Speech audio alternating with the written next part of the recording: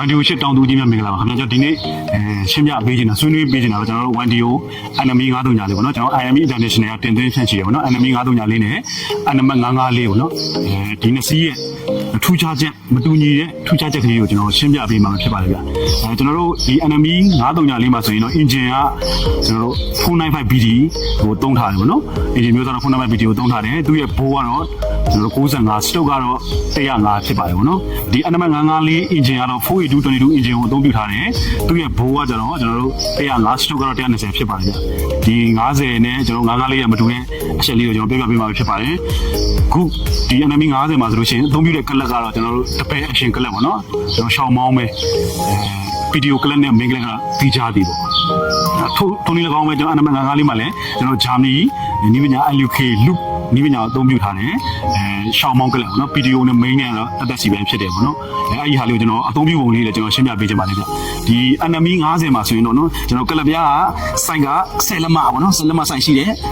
သူ video နဲ့ main နဲ့ကဒီကျွန်တော်ရှင်းနေကလပ်မှာပဲထည့်ပေးထားတယ်နော်ရှင်းနေအဲ့မှာကျွန်တော်တို့ပထမတစ်ဝက်ကိုနင်းမယ်ဆိုလို့ရှိရင်ကျွန်တော် main gear 1 2 3 4ထည့်လို့ရတယ်နော်ကျွန်တော်ရှက်တဲ့ gear ရှင်းတော့ထည့်လို့ရတယ်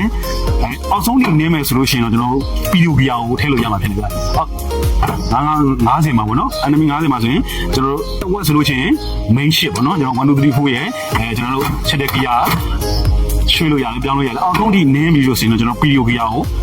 အသုံးပြုပြရမှာဖြစ်တယ်ဗျအောက်ဆုံးနင်းပြီးတော့မှ video gear ကိုထည့်ပေးရမှာပေါ့နော် video gear အပြောင်းရွှေ့အချိန်နောက်လုပ်ပြရမှာဖြစ်ပါတယ်ဒါတော့ကျွန်တော် enemy 939လေးရဲ့ထူးခြားချက်ကလေးပေါ့နော် enemy 939လေးမှာဆိုရင်ကျွန်တော်တို့ရှေ့ gear 888နောက်88ပေါ့နော်သူကချက်တဲ့ gear ပါတယ် gear တန်3ကြောင်းပေါ့နော် hand gear ပေါ့နော်ဒါကြောင့်ချက်တဲ့ gear ရှေ့နောက်ဒီမှာဆိုရင်ကျွန်တော်တို့1 2 3 4ဒီဘက်မှာကျွန်တော် low high ပေါ့အဲကြောင့်ကျွန်တော်တို့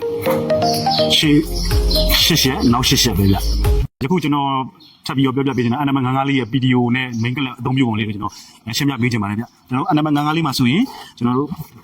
ရှေ့ forward revert gear တန်တစ်ချောင်းကျွန်တော်1 2 3 4တစ်ချောင်းကျွန်တော် low high တစ်ချောင်းပေါ့နော်ရှေ့88နောက်88ပေါ့နော်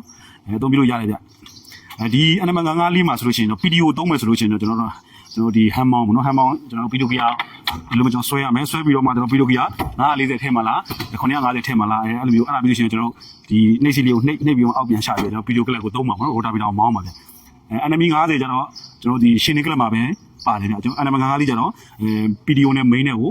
ခွဲထားတယ်ပေါ့နော်တက်တက်စီခွဲထားတယ်ပေါ့အဲ့ဒါကျွန်တော် enemy 90နဲ့ enemy 954လေးနဲ့မတူတဲ့ခွဲပြား channel check လေးပေါ့နော် enemy 954လေးရဲ့စီတိုင်ကြီးဝင်ဆက်မှုကတော့ဆိုရင်တော့68လီတာဝင်ဆန့်တယ်ပေါ့နော် enemy 90ကကျွန်တော်45လီတာဝင်ဆန့်တယ်ပေါ့နော်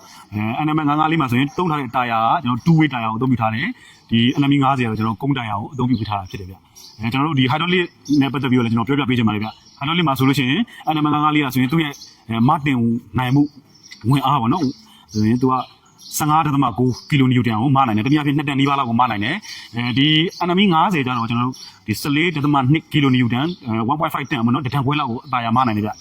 ကျွန်တော်တို့ဒီမနိုင်တဲ့ဒီ hydraulic ဝင်မနိုင်မှုစွမ်းအားလေးကိုကျွန်တော်ပြပြပေးတာပဲဖြစ်ပါတယ်ဗျ enemy 939လေးကဆိုရင်ကျွန်တော်ကြစ်လေးနဲ့ဖွဲ့စည်းတည်ဆောက်ထားတယ်ပေါ့အကောင်သေးပေမဲ့အစိပ်ပြင်းနေပေါ့နော် enemy 939လေးကကျွန်တော်တို့မိသားစုတနိုင်တစ်ပိုင်းသုံးကျွန်တော်တို့ပဲစင်ကုန်ခင်းကြားတွေရှန်လုပ်ငန်းသုံးမဲ့တောင်သူကြီးများတွေအထူးသင့်လျော်ပါတယ်ပေါ့နော်နောက်တစ်ခါကျွန်တော် enemy 954လေးကဆိုရင်တော့ကျွန်တော်မိသားစုပဲသုံးကျွန်တော်တို့ဆွေမျိုးတွေကျွန်တော်ရွာနီ60အငားလိုက်မဲ့တောင်သူကြီးတွေနဲ့လည်းသုံးမဲ့ဆိုရင်အထူးသင့်လျော်ပါတယ်enemy 954လေးနဲ့ enemy 939လေးရဲ့ကျွန်တော်ထူးခြားချက်လေးကိုကျွန်တော်ဒီနေ့ပြောပြပေးရမှာဖြစ်ပါတယ်တောင်သူကြီးများအနေဖြင့်ကျွန်တော် one day တွန်းဆက်အကြောင်းများ